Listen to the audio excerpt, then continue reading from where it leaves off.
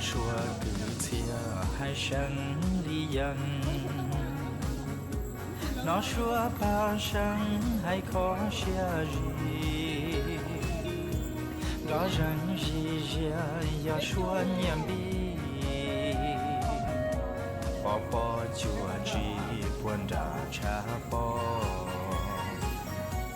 dia cần lớn lên rung say tia tia mong lo ba chia lo gì sóng bò muốn đào tung lung chỉ từng giờ bò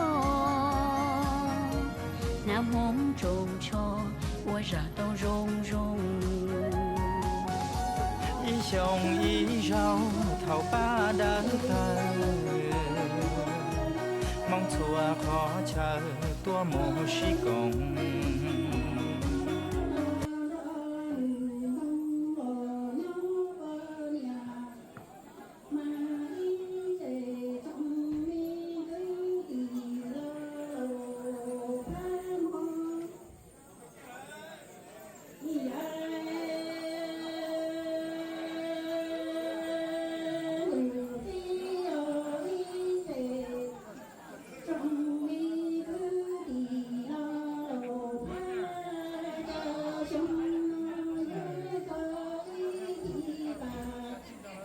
with her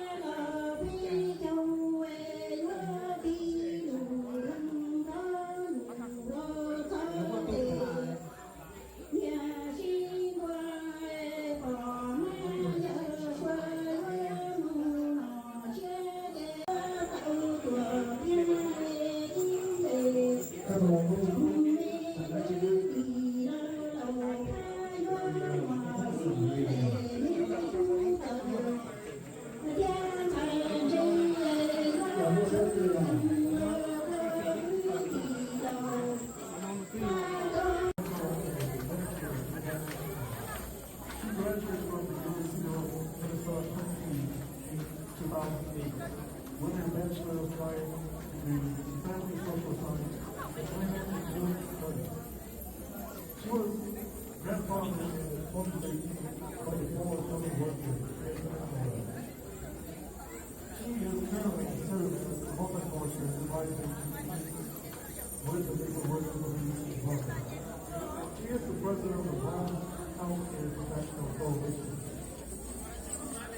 Lastly, she is passionate about the home community, promoting preventive measures to minimize the severity of stroke, diabetes, and cardiovascular illness. Ladies and gentlemen, dear Jenna,